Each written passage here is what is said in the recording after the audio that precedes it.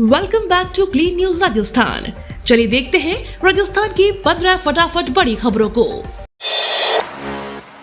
राजस्थान में 15 लाख लोगों की नौकरी बचाने का मामला।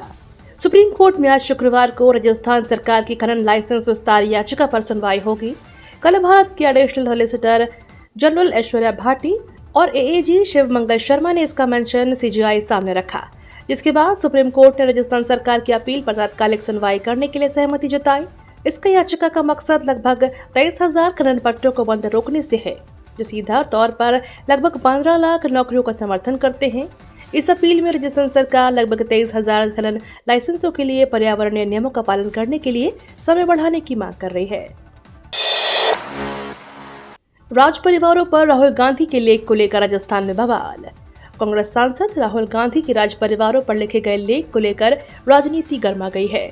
दिया कुमारी समेत राजस्थान के कई नेताओं ने राहुल गांधी के लेख में जो लिखा गया उसकी निंदा की। अब भाजपा प्रदेश प्रभारी राधा मोहन दास भी राहुल गांधी के लेख पर भड़क गए। उन्होंने कहा कि इससे घटिया और नीचता की बात नहीं हो सकती। देश की भव्यता का समर्थन करने से राजा महाराजाओं की बड़ा योगदान रहा है। आज हम जो अखंड भारत देख रहे हैं उसमें राजपूत क्षत्रिय समाज का बड़ा योगदान है। राजस्थान भाजपा प्रभारी ने कहा कि घास की रोटी खाकर जिस महाराणा प्रताप ने मुगलों से हार नहीं मानी, राहुल गांधी ने अपने आलेख के माध्यम से पूरे देश के संपूर्ण राजपूत को लेकर कहा कि राजपूत ने ब्रिटिश का साथ दिया। राजस्थान की अस्मिता के लिए, संस्कृति के लिए किसी राष्ट्रीय नेता की इतनी अपमानजनक टिप्पणी कतई स्वीकार नहीं है। क्षत्रिय समाज का यह अपमान नहीं सहेगा। राजस्थान को यह स्वीकार योग्य नहीं है।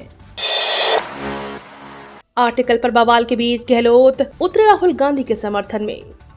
लोकसभा में नेता प्रतिपक्ष और कांग्रेस सांसद राहुल गांधी के अखबार में लिखे लेख पर अब सियासत तेज हो गई है।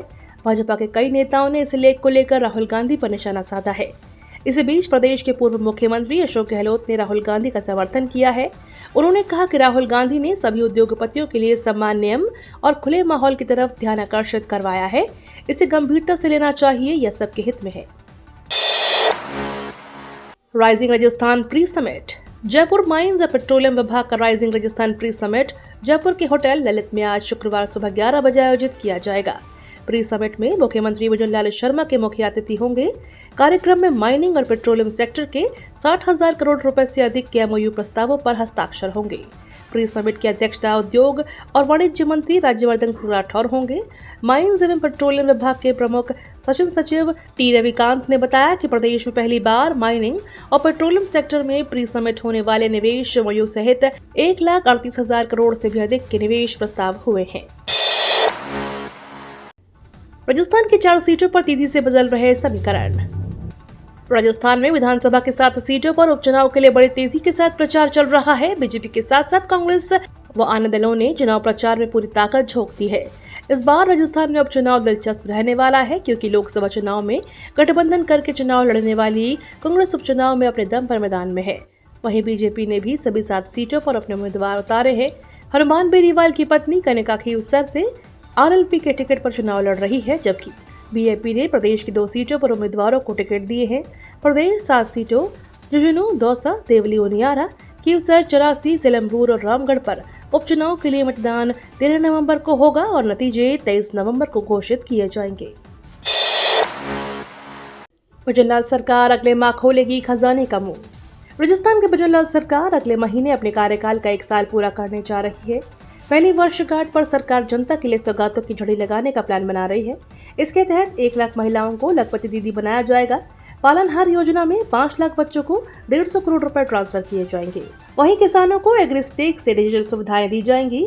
इनके अलावा 9,000 पटवारियों को टैबलेट समेत अन्य सौगातें भी दी जाएंगी। राजस्थान में 13 तारीख के बाद ये कत्लेआम करने वाले हैं, कांग्रेस के दिग्गज नेता का विवादित बयान। राजस्थान में 7 विधानसभा सीटों उपचुनाव के लिए चुनाव प्रचार जोरों पर है। बीजेपी और कांग्रेस के कई बड़े नेता पार्टी के चुनाव प्रचार में जुटे हुए हैं। इसी बीच टोंक जिले के देवली उनियारा विधानसभा सीट पर उपचुनाव में कांग्रेस प्रत्याशी के समर्थन में आयोजित रैली के दौरान पूर्व मंत्री रघु शर्मा के बोल बिगड़ गए। कांग्रेस के वरिष्ठ नेता रघु शर्मा ने विवादित बयान देते हुए कहा कि भाजपा सरकार 13 नवंबर को मतदान के बाद कत्लेआम करने वाली है। कांग्रेस नेता के बयान के बाद बीजेपी ने चुनाव आयोग में इसकी शिकायत दर्ज कराई है।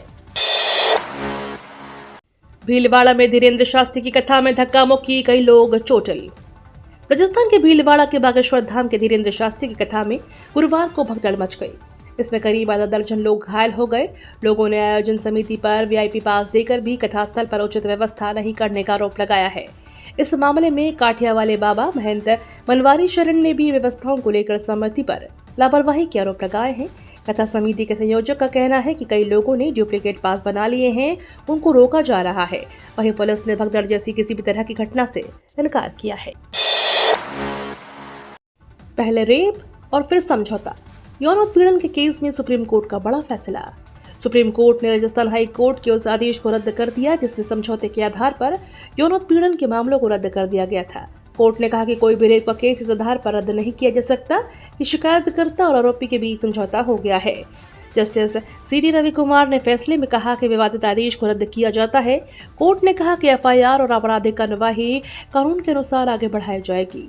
हमने मामले की खूबियों पर कोई टिप्पणी नहीं की है और काफी हद तक एमएक्स की सेवाओं की सराहना करते हैं। यह अपराध गैर समझौतावादी धारा के तहत है। ऐसे में हाईकोर्ट का आदेश उचित नहीं है। वर्ल्ड फेमस झील में देखते ही देखते मर गए 700 पक्षी। राजस्थान में बेजुबान पक्षियों पर कहर ढाने वाली महामारी एक बार फिर लौट आई है। करीब 4 साल बाद एक बार फिर से सांभर झील में पक्षियों की मौत का सिलसिला शुरू हो चुका है। कुछ दिनों में करीब 700 से अधिक पक्षियों की मौत से हड़कंप मच गया है। पशुपालन विभाग ने अन्य विभागों के साथ मिलकर पक्षियों को बचाने के लिए रेस्क्यू अभियान शुरू कर दिया है। साल 2019 में एक महामारी के चलते करीब 20,000 पक्षियों की मौत हुई थी। करीब 4 साल बाद एक बार फिर से पक्षियों की मौत का सिलसिला शुरू हो चुका है। 26 अक्टूबर से लेकर अब तक सांभर लेक में 700 से अधिक पक्षियों की मौत हो चुकी है। 8 डॉक्टर्स के लाइसेंस निरस्त, गलत दस्तावेजों के जरिए कराया था रजिस्ट्रेशन। राजस्थान मेडिकल काउंसिल ने बड़ा एक्शन लेते हुए 8 चिकित्सकों के लाइसेंस निरस्त कर दिए हैं। इसके बाद काउंसिल ने इन चिकित्सकों के खिलाफ कानूनी कार्रवाई करने की तैयारी शुरू कर दी है। इन डॉक्टर्स पर फर्जी एफएमजीई पास आउट सर्टिफिकेट देने का आरोप है। कुछ समय पहले भी फर्जी डॉक्यूमेंट्स के जरिए चिकित्सक बनने के मामले सामने आए थे, जिसके बाद राजस्थान में एक बार फिर से फर्जी दस्तावेजों के आधार पर द्वारा रजिस्ट्रेशन कराने का मामला सामने आया। एमएचए जल्द ही राष्ट्रीय आतंकवाद निरोधक नीति और रणनीति लाएगा, अमित शाह बोले। केंद्रीय गृह मंत्री अमित शाह ने गुरुवार को कहा कि सरकार आतंकवाद, आतंकवादियों और उनके परिस्थिति तंत्र से लड़ने के लिए शीघ्र ही एक राष्ट्रीय आतंकवाद विरोधी नीति लाएगी। गृह मंत्री ने यहां एक आतंकवाद निरोधक सम्मेलन में कहा कि नरेंद्र मोदी सरकार देश में आतंकवाद को समाप्त करने के लिए प्रतिबद्ध है और इसके विरुद्ध ठोस रणनीति के साथ आगे बढ़ रही है। उन्होंने कहा कि कानून और व्यवस्था राज्य का विषय है, लेकिन आतंकवाद की कोई सीमा नहीं होती है। इसी वजह से सभी सुरक्षा एजेंसियों, केंद्र और राज्य को निकट समन्वय के साथ काम करना चाहिए। साथ ही संयुक्त रणनीति बनाने के अलावा खुफिया जानकारी साझा करनी चाहिए। इस दिन आएगी पीएम किसान योजना की 19वीं किश्त। अब तक भारत सरकार पीएम किसान सम्मान निधि योजना की कुल 18 किश्तों को जारी कर चुकी है। वहीं मीडिया रिपोर्ट्स की माने तो केंद्र सरकार पीएम किसान सम्मान निधि योजना की 19वीं किश्त साल 2025 के फरवरी महीने में जारी कर सकती है। हालांकि सरकार ने अभी तक इसको लेकर कोई भी तरह का आधिकारिक ऐलान नहीं किया है। देश भर में कई किसान इस योजना का गलत ढंग से लाभ ले रहे हैं। इस कारण भारत सरकार ने पीएम किसान सम्मान निधि योजना में ई-केवाईसी और भूलेखों का सत्यापन अनिवार्य कर दिया है। सुप्रीम कोर्ट में ग्रीष्मावकाश का नाम बदला। सुप्रीम कोर्ट की गर्मियों की छुट्टियों को आंशिक न्यायालय कार्य दिवस नाम दिया गया है। भारत के मुख्य न्यायाधीश डीवाई चंद्रचूड़ ने हाल ही में न्यायिक छुट्टियों के बारे में आलोचना का जवाब देते हुए इस बात पर जोर दिया कि न्यायिक अवकाश के दौरान भी अपनी जिम्मेदारियों के प्रति पूरी तरह से प्रतिबद्ध रहते हैं। सुप्रीम कोर्ट में हर साल गर्मी और सर्दी की छुट्टियां होती हैं। हालांकि इन छुट्टियों के दौरान सर्वोच्च न्यायालय पूरी तरह से बंद नहीं रहता है। हाल के वर्षों में सुप्रीम कोर्ट में अवकाश की आलोचना होती रही है। 2025 के सुप्रीम कोर्ट कैलेंडर के अनुसार आंशिक न्यायालय कार्य दिवस 26 मई 2025 से शुरू होंगे और 14 जुलाई 2025 को समाप्त होंगे। एस जयशंकर का इंटरव्यू दिखाने वाले चैनल को किया बैन। कनाडा ने विदेश मंत्री एस जयशंकर की प्रेस कॉन्फ्रेंस का इंटरव्यू प्रसारित करने वाले ऑस्ट्रेलियाई चैनल को देश में बैन कर दिया। इस घटना पर प्रतिक्रिया देते हुए विदेश मंत्रालय ने कड़ी आपत्ति जताई और कहा कि इस घटना ने कनाडा की दोगलेपन को उजागर कर दिया है।